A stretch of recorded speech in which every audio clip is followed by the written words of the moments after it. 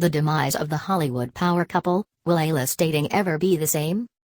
It's been 8 months since Brad Pitt and Angelina Jolie made their breakup official, and the fallout is still developing. The actor's recent GQ-style interview brought out new questions and topics of debate for the divorce that shook Hollywood. Is Brad Pitt the victim? Will they be able to co-parent smoothly? What's going to happen to Brad Pitt's love life now, especially what with all that pottery?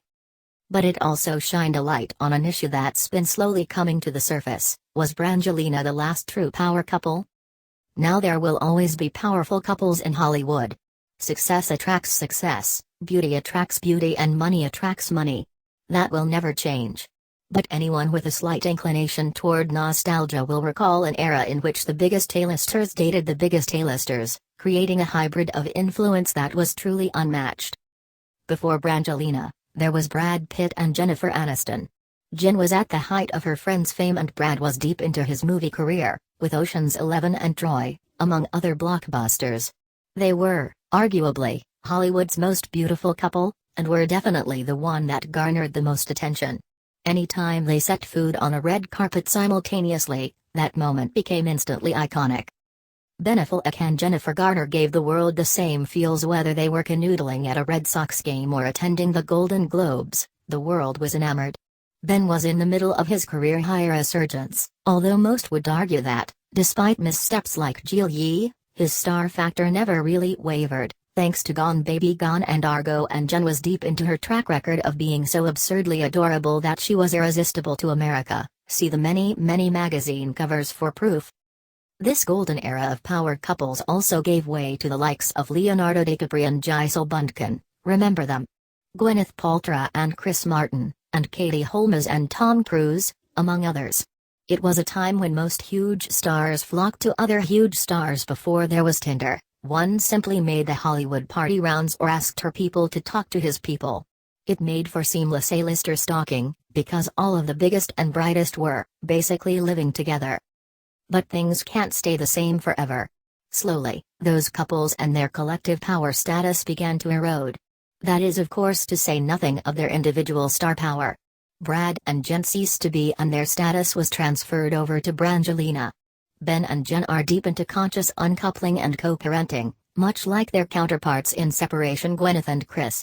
Leo's actress dating history gave way to his current penchant for Victoria's Secret models. There are constantly new couples cropping up in Tinseltown, but none has been quite so simultaneously A-list, and there certainly hasn't been a movement like there used to be. So, should we be mourning this demise? Quite the opposite, actually.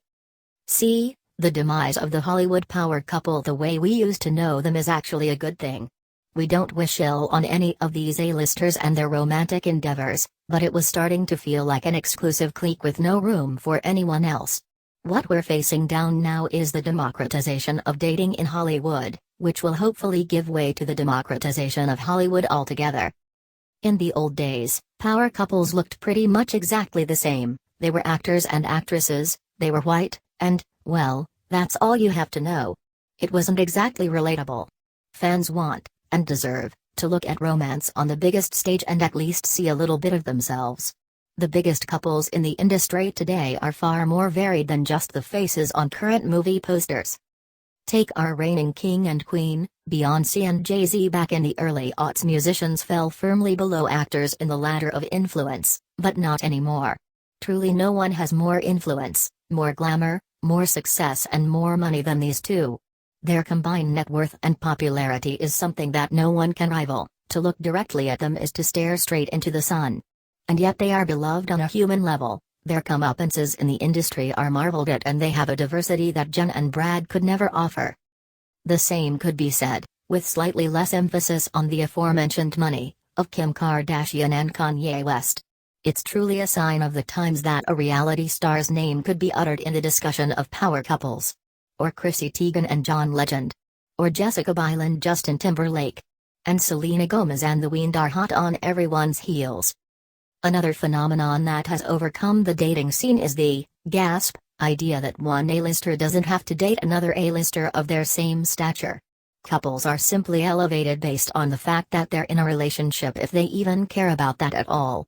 Lady Gaga, the mother monster herself, is dating an up-and-coming singer. Taylor Swift has eschewed her past high-powered celebs for the fresh face of one Joe Alwyn.